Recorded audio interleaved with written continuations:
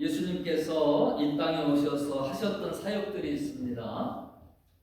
그 사역들을 보면 마가복음 1장 30절에 이에 온 갈릴리에 다니시며 저희 여러 회당에서 전도하시고 또 귀신들을 내어 쫓으시더라라고 그랬습니다.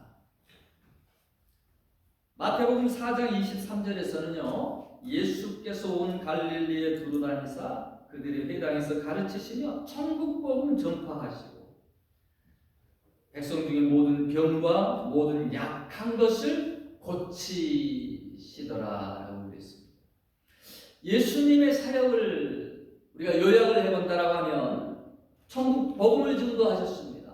천국으로부터 오신 그 이가 하늘나라에 대한 복음의 말씀들을 세세하게 우리가 잘 이해할 수 있도록 비유를 들어가면서 그렇게 전파해 주셨습니다. 또 귀신들을 내어 쫓으셨다라고 그러셨어요. 병든 자를 고치셨다라고 했습니다. 이와 같은 사역들을 예수님께서 하시고 예수님만 하셨느냐? 그렇지 않습니다. 신약시대에 보니까 예수님의 제자들도 예수의 이름, 그 권세의 이름으로 예수님께서 하셨던 동일한 놀라운 사역들을 감당했다라는 것이죠. 누가복음 10장에 보면 70인의 전도대를 주님께서 두식 짝을 지어가지고 각지로 보내셨는데 귀신들의 권세가 그들에게 굴복했다라는 것을 볼 수 있습니다. 또 베드로와 요한은 성전 미문의 제9시에 기도하러 가다가 성전 미문 가운데 앉아있는 나면서부터 안전뱅이 된 자, 돈을 구걸하는 그에게 측은히 여기며 다가가서 내게 금과 은은 없지만 내게 있는 것으로 내게 준다. 예수 그리스도의 이름으로 명하노니 일어나 걸으라. 그 안전뱅이가 일어났어요. 모든 사람들이 나면서부터 안전뱅이인 걸 다 아는데 저희가 어떻게 나음을 입었느냐, 놀라느냐, 성전을 뛰어다니며 하나님 앞에 영광을 돌리는 역사를 일으켰습니다. 바울과 실라도 사도행전 16장에 보면 빌립보 가운데에 귀신 들린 여종을 고치기도 했고요. 심지어는 이 바울의 손수건을 갖다가 병자에게 얹은즉 나음을 입었더라라고 성경은 말하고 있습니다. 여러분, 이와 같은 사역이 그런 제자들에게만 국한되느냐? 그렇지 않다라는 것이죠. 예수의 이름의 권세를 가진 오늘날 저와 여러분에게도 동일한 역사가 있게 될 것이다라는 것을 성경은 말해주고 있습니다. 마가복음 16장 17절로 18절의 말씀이에요. 믿는 자에게는 이런 표적이 따르리니 곧 저희가 내 이름으로 귀신을 쫓아내며 새 방언을 말하며 뱀을 집으며 무슨 독을 마실지라도 해를 받지 아니하며 모든 사람에게 손을 얹은즉 나으리라 하시더라. 믿는 자에게 이런 표적이 따르리니 누가요? 믿는 자에게. 우리가 알아야 할 것은 여러분, 첫 번째로 이 표적은 믿는 자에게 주시는 능력이다라는 것입니다. 뭐 대단한 사람만 행할 수 있는 것이 아니에요. 믿는 자에게 주시는 능력. 여러분, 예수 그리스도를 믿으십니까? 네. 이와 같은 능력이 이미 우리 가운데도 있는 줄로 믿습니다. 네. 나 자신이 비록 작고 초라한 것 같지만 내 능력이 아니라 우리 주님의 능력, 더 나아가서 하나님의 능력이 예수의 권세의 이름 가운데 나에게도 주어졌고 내가 가지고 있다라는 거예요. 저희 아버님이 교회를 개척하시고 제가 어렸을 때 손에 끌려서 교회 다니던 그 기억이 있습니다. 어렵게 교회를 성전을 건축하고 제일 처음에 가만히 깔아놓고 거기에서 예배드리던 그 시절에 동네 아낙네들이 시골 그 아낙네들이 모여가지고 뺑 둘러앉아서 그때 귀신 들렸던 사람이 있었어요. 제정신이 아니에요. 헛소리하고 막 괴성 지르고 그 사람을 가운데다 놓고 찬송을 박수치면서 부르고 막 기도를 하고 나중에 그 귀신이 떠나가더라고요. 대단한 능력자들이 아닙니다. 다 동네 아낙네들이에요. 혼자 아마 하기가 겁났는지 하여간 다 함께 모여가지고 한 사람 가운데다 놓고 그렇게 열심히 기도하더라고요. 저는 잘한 것이라고 봅니다. 여러분, 교회는 공동체입니다. 삼겹줄과 같은 것입니다. 그래서 쉽게 끊어지지 않습니다. 에클레시아, 하나님은 우리를 공동체로 부르셨습니다. 오늘날도 이런 치유의 역사가 많이 나타나고 있습니다. 어떤 이들은 미신처럼 비과학적이다라고 해가지고 부인하는 사람도 있고요. 어떤 이들은 신학적으로 이제 이런 은사가 그쳤다라고 말하는 이들도 있습니다. 자기 주변에 그런 역사가 더 이상 안 보이니까 그렇게 생각하는 겁니다. 그러나 도리어 선교 현장에서 이런 표적들이 더 많이 나타나고 있다는 것입니다. 선교 현장들이 대부분 열악하잖아요. 병원을 찾을 수 없을 때가 많습니다. 그래서 절박합니다. 절박하니까 간절합니다. 그 간절함으로 하나님을 찾게 될 때에 하나님의 역사를 만나게 되는 것입니다.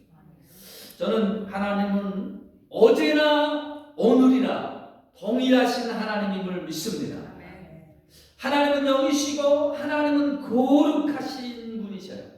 그러기에 우리의 신앙생활도요 영적인 것이며 우리의 신앙생활도 신비스러운 것입니다. 저는 이 신비스러운 하나님을, 이 영적인 하나님을 우리가 만나기를 소망합니다. 왜 오늘날 이와 같은 표적과 기사들이 우리 가운데 그처럼 많이 일어나지 않을까요? 초대교회의 성경에 보면 그처럼 하나님의 역사하심이 빈번하게 하나님의 사람들에게 나타났는데 왜 오늘날 이와 같은 역사들이 빈도수가 그렇게 작느냐라는 것이죠. 사실 이 시대뿐만이 아니죠. 성경에 보면 엘리 제사장 시대에도요 하나님의 직접적인 만나주심이 없었습니다. 영적으로 어두운 시대였어요. 사무엘이 하나님의 음성을 성전에서 듣게 될 때에 그동안 처음 이와 같은 일들을 경험해 보지 못해서 생소한 것이었습니다. 사무엘상 3장 1절에 보니까 아이 사무엘이 엘리 앞에서 여호와를 섬길 때에는 여호와의 말씀이 희귀하여 이상이 흔히 보이지 않았더라라고 그랬어요. 영적 어둠의 시기, 영적 무지함의 시기, 영적 간구함이 없고 가람이 없고 구함이 없었던 그런 시대였다라는 것입니다. 저는 지금의 이 물질 만능주의의 시대가, 풍요의 시대가 도리어 영적 침체기를 가져오고 있다라고 봅니다. 하나님의 도움이 필요가 없어요. 간절히 찾을 필요도 없습니다. 편안함에 취해 있습니다. 세상 돌아가는 것들을 가만히 보면 정말 말세, 마지막이 도래하고 있다는 것, 예수님의 재림의 때가 점점 더 가까워져 가고 있던 징조들이 보이고 있습니다. 그런데도요, 마치 냄비에 그 물에 개구리 넣어놓고 끓이는 것과 같이 물이 서서히 데워지니까 자기가 죽는 줄도 모르고 있다가 어느 순간 익어버립니다. 불현듯 죽음이 찾아오고 불현듯 주님의 재림 나팔 소리와 함께 심판대 앞에 준비하지 못하고 벌거벗은 자처럼 그렇게 쓰게 되지 않을까 염려스럽습니다. 여러분, 영적인 잠에서 깨어날 때인 줄로 믿습니다.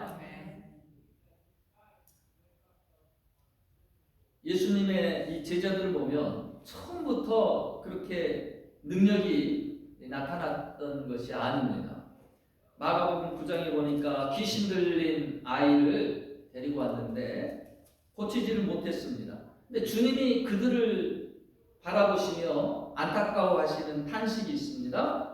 믿음이 없는 시대요, 믿음이 없는 세대요, 언제까지 내가 너희를 참으리요? 주님은 그들의 믿음을 기다리고 있었고, 근데 기다려도 그들의 믿음이 성장하지 않고 재걸음질하고 있는 그 모습을 보면서 안타까워하시는 거예요.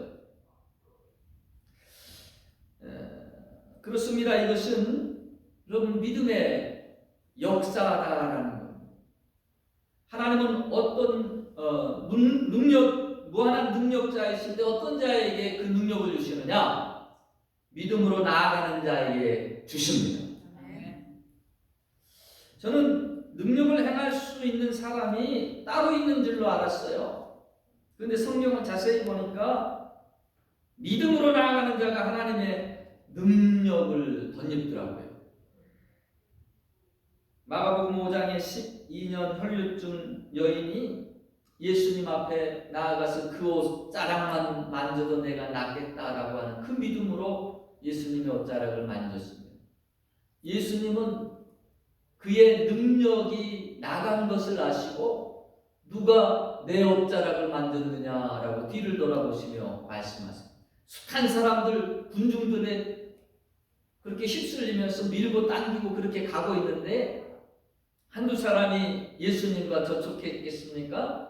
근데 믿음으로 낫겠다라고는 믿음으로 나온 그 사람을 통해 하나님의 능력이 나간 것을 알고 누가 만졌느냐 물어보시고, 그때 이 12혈류증 앓던 여인이 자기의 혈류의 근원이 마른 것을 보고 그 앞에 부복하게 되죠.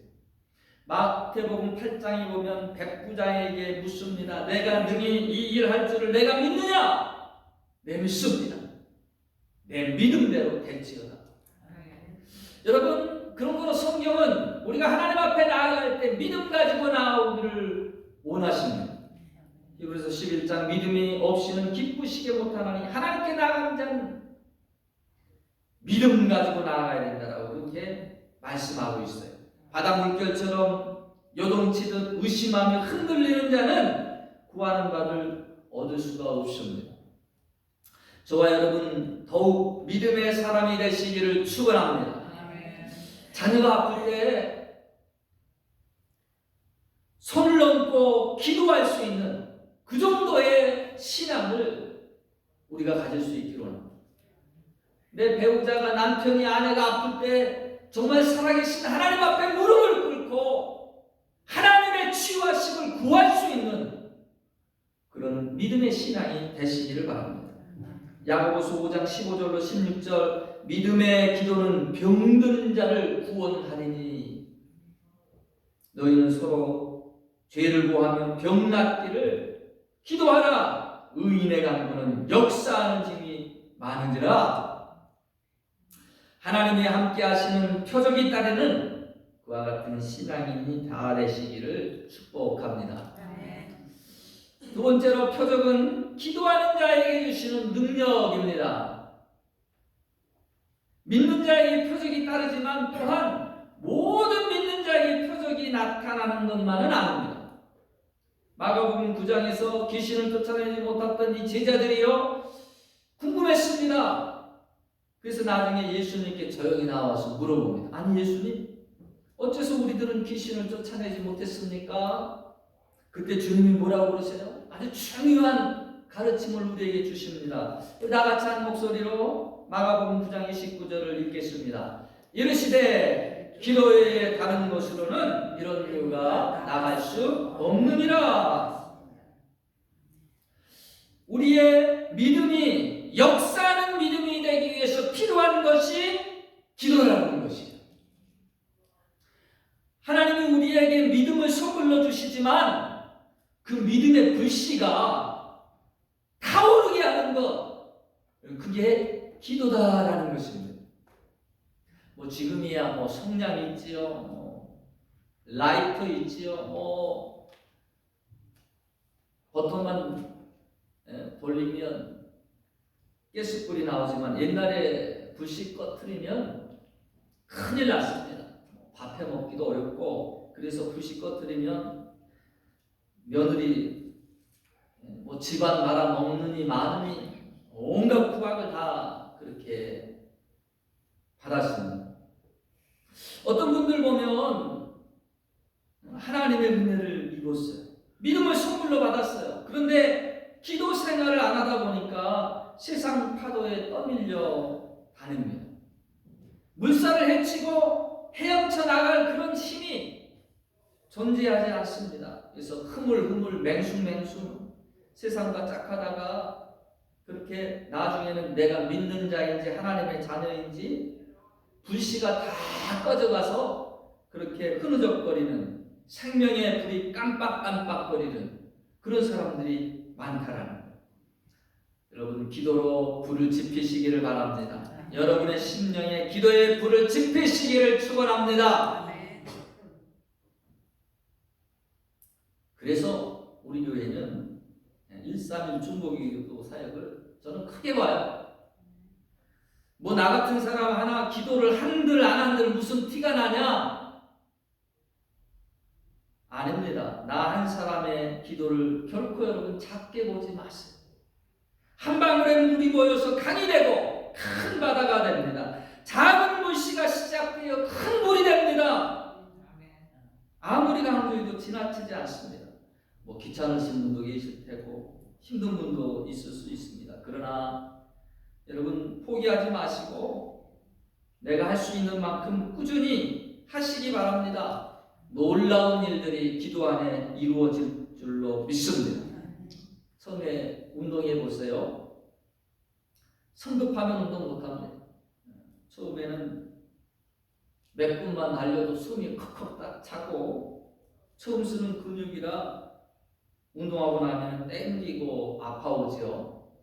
그러나 꾸준히 하면 여러분 거기에 근육이 붙고요, 근력이 생기고요, 탄력이 일어나게 됩니다. 하나님의 능력들이 여러분의 삶에 그렇게 나타날 수 있게 되기를 축원합니다.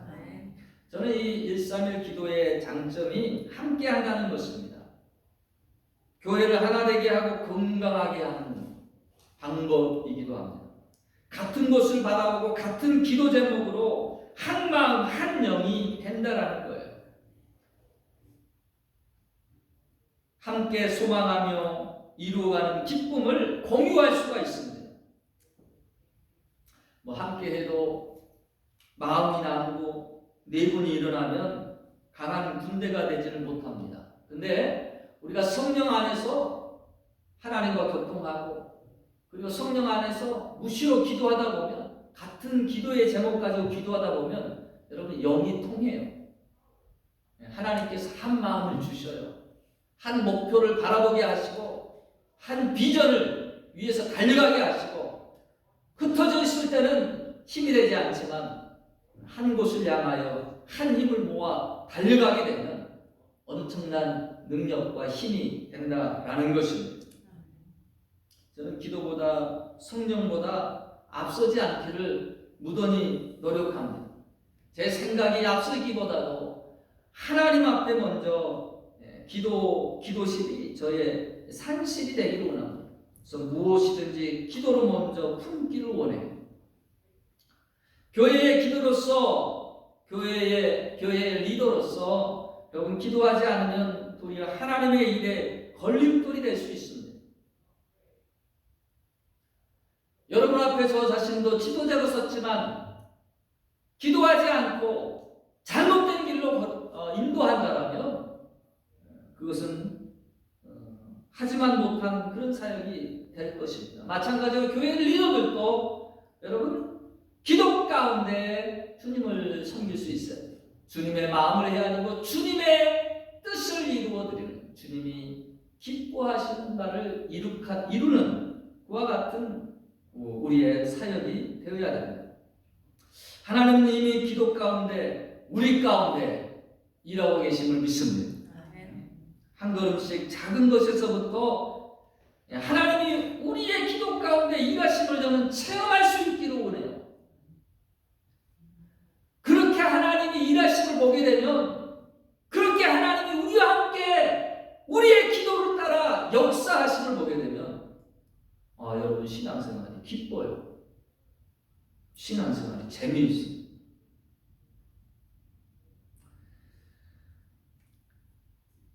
작은 일 같지만 그 가운데에서 믿음이 쌓이고요. 그 일들이 이루어지는 것들을 보면 하나님의 살아계심을 체험하게 되면 우리의 믿음이 더 굳건해지고 커집니다. 언젠가 큰 능력의 일도 능히 감당하게 될 줄을 믿습니다. 말씀을 맺겠습니다. 저와 여러분 믿는 자로서 권세를 가졌고 능력도 행할 수 있습니다. 하나님은 우리를 통해 위대한 일들을 이루어 가기를 원하십니다. 잠들어 있지 마시고 깨어나시기를 바랍니다. 기도로 믿음의 불을 지피시기를 바랍니다. 어둠의 영을 물리치고 다양한 하나님의 표적들이 저와 여러분의 삶을 통해 크게 나타나게 되시기를 주의 이름으로 축원합니다.